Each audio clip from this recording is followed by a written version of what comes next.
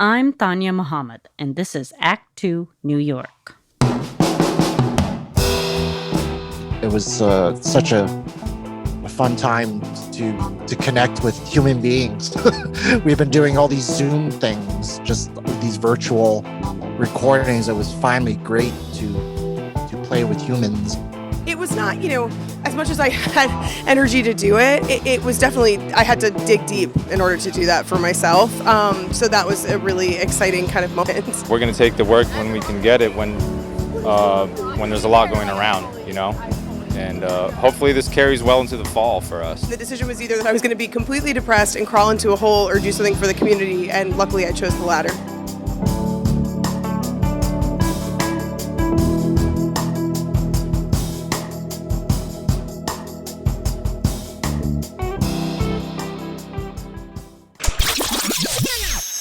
Old Blue Eyes had it right about New York. If you can make it here, you'll make it anywhere.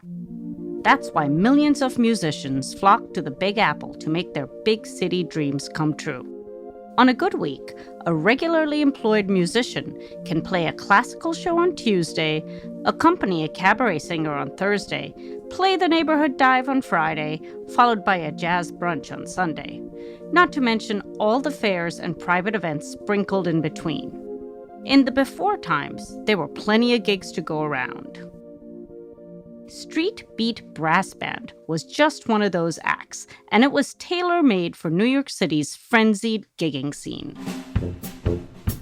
In addition to touring and booking big-name events in and outside the city, they'd also been seen on television on Good Morning America, CBS, New York One, and also covered in many local newspapers. I caught up with Jeff and Alex, two members of the band, in early summer 2021. So I'm Jeff Fairbanks, and I am a trombonist and composer, and also these days a tubist, which is a tuba player, sousaphone player, really. Hi, I'm Alex Jeun. I am a trombonist in New York City. We're here talking about Street Beat Brass Band. We're approaching 10 years now, so now I know all the guys in the band since way before that. It's kind of a New Orleans flavor, brass and drums band. We stroll around, and as well as playing stationary. I joined Street Beat Brass Band later in the proceedings because Jeff was actually the trombone player. Right.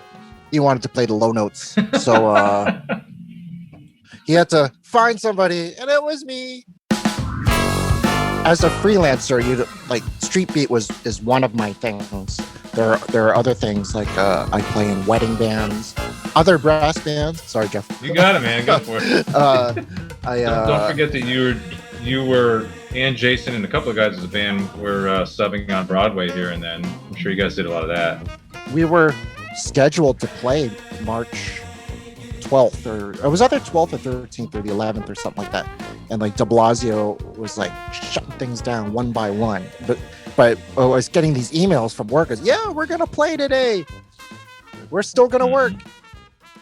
My little off-Broadway show, The Unsinkable Molly Brown, the irony of the title. And I locked my door to my apartment, taking the elevator down, and I got a message saying, nope, we're done. COVID had shut us down. So the pandemic hit us mid-March, and it was pretty lull. We were in this void of nothing. I wasn't working. I don't know if Jeff was working, but nope. We have cyclical things, we do the Circle Line cruise from Manhattan to Bear Mountain. We do the biggest one is the return of the Five-Borough Bike Tour. I don't know if you're familiar. Yeah, that's another one of those cyclical ones. We'd always done that for a really long time. Oktoberfest is usually the band's busiest time, but not so last year. In fall of 2020, they had an entire season of Circle Line cruises canceled. That includes about a dozen dates. The boats still sail to celebrate, but without Street Beat Brass Band due to strict COVID restrictions. Yeah, we take it for granted, all these little pop-up things that we do. And so finally, when when we had something that Jeff calls us for. It was just like, yes, I'll do it. Our first thing was a pop-up birthday party on the Right. sidewalk. And just to do that was a breath of fresh air. It was just like, oh my God, I'm playing. If you remember, Alex, the woman burst into tears. You remember Oh, that? Yeah. It was big, partly because it was her birthday. It was a surprise. Her sister or brother arranged it for her. The human interaction. I think that was the most beautiful takeaway from our first gig. In the spring of 2021, a better opportunity finally arose when the band was invited to travel to one of the largest events held in the country since the pandemic began.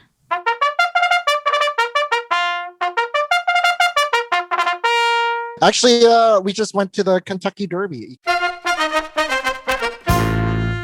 We were originally scheduled to play last year, and it wasn't in the cards. They didn't think it was safe, which was a good idea.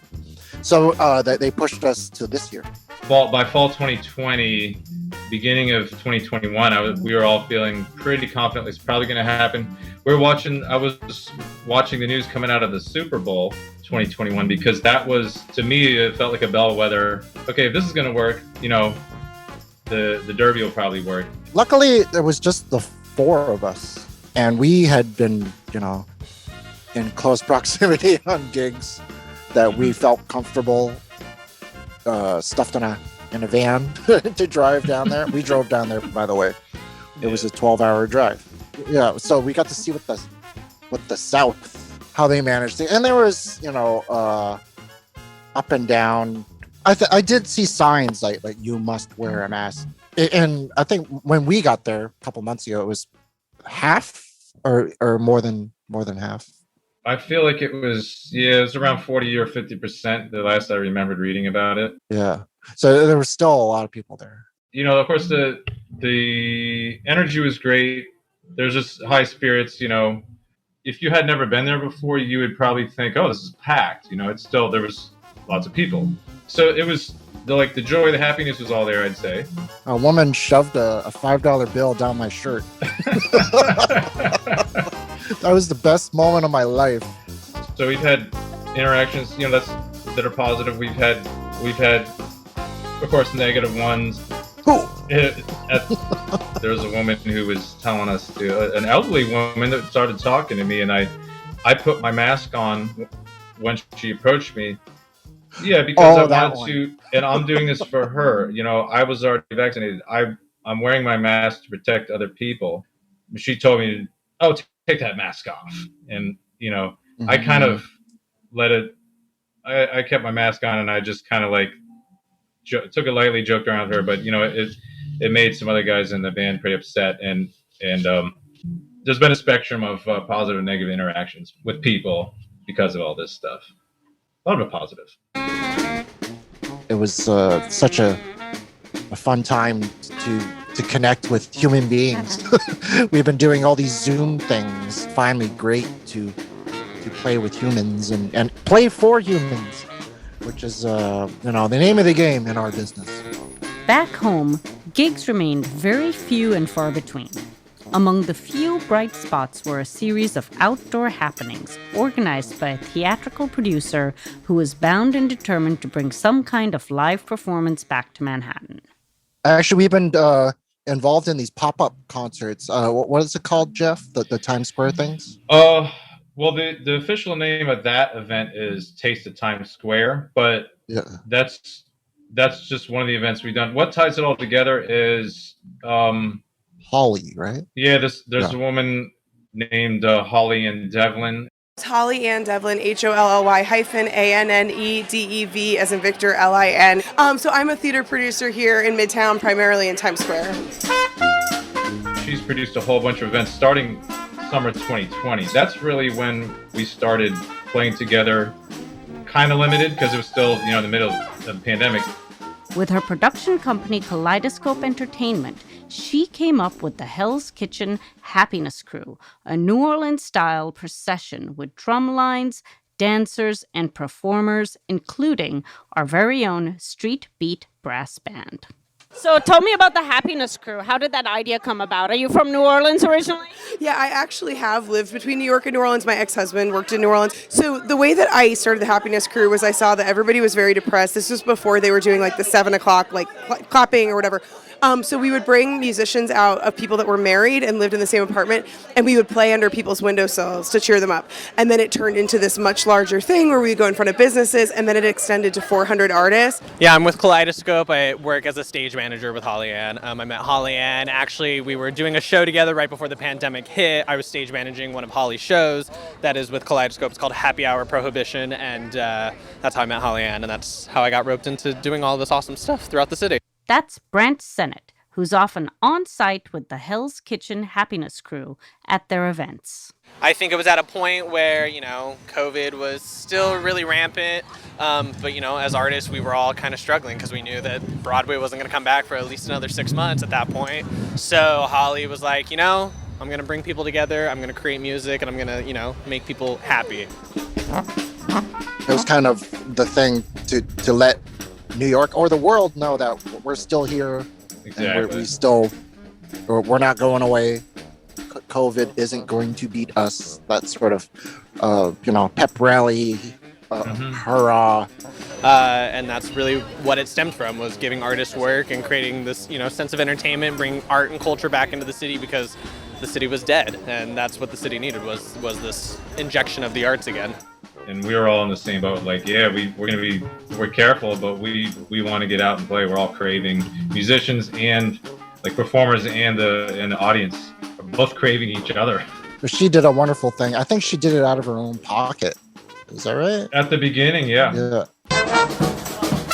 The thing that was wild was that I paid for that with all of my own money, and then eventually I started raising money and worked with the Times Square Alliance, and then we started picking up a little bit. But for the first 6 months, I paid for it all by myself. Why are you doing so much? Like, what pushed you? Like, so many people just got depressed and sat in their pajamas and drank wine. Yeah. Like, yeah, I definitely, for 16 months, I have never stopped. I also have been married. I've been in relationships for 14 years. So this was the first time ever to get divorced and then be in a pandemic that I was alone. So I was alone, and the decision was either that I was going to be completely depressed and crawl into a hole or do something for the community. And luckily, I chose the latter. I'll have what she's having. Yeah, it was a lot for sure. Yeah. It was not, as much as I had energy to do it, it was definitely, I had to dig deep in order to do that for myself. So that was a really exciting kind of moment. It feels great. Like we did June 5th. We did the return of the Happiness Krewe, and we did something in West Village, and it was great. It was packed. Basically no mask because almost everybody is vaccinated, or we're on the honor system, but you have to assume. And it was good weather, and it was just a great turnout, and it felt like it felt like old times again. It was great. It's just amazing. Like, we're in the 21st century, and I don't know about Jeff, but just my career is one step away from being eliminated by a touch of a button of a DJ pressing a button to play music. That's all he's got to do. And meanwhile, I have to practice like 5 hours a day to get this working, and people love it. People are craving live music.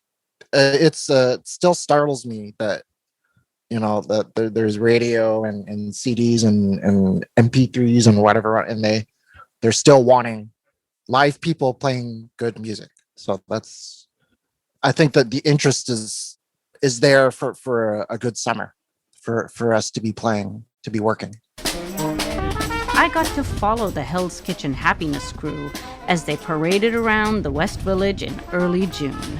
All right, we're gonna do St. James Infirmary as a medium tempo, like second line. So we'll just follow what you're doing. Oh, good.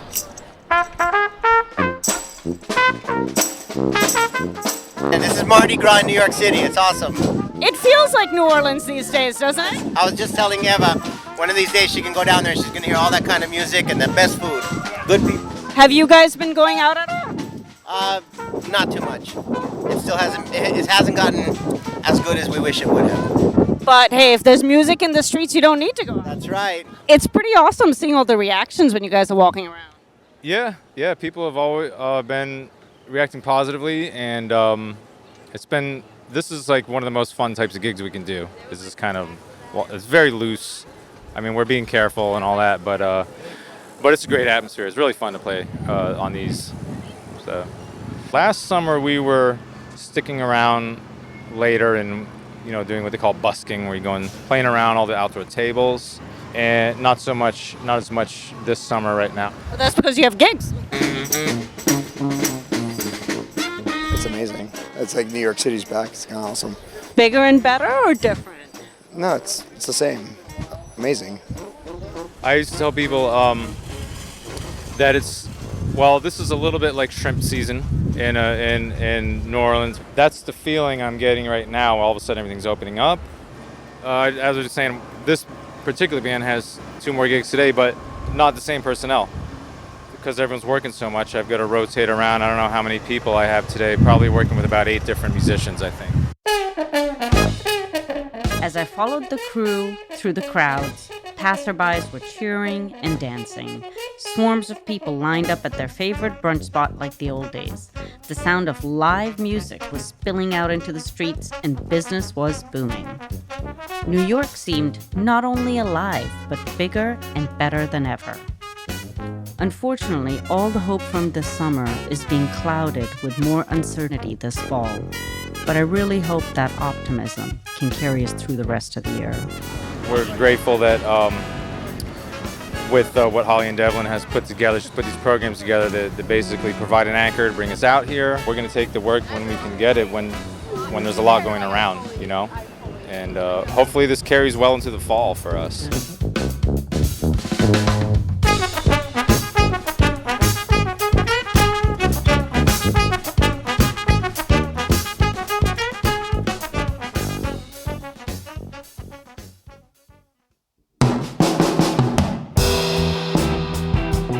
This is Act 2 New York, a production of Race Car Radio. My name is Tania Mohammad, and I produce the show along with Garrett Tiedmann, who also does the post-production, original music, and sound design.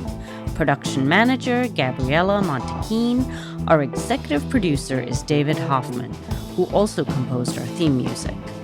For more information, check out Street Beat Brass Band on their website at www.streetbeatbrass.com and follow them on Instagram at streetbeatbrass.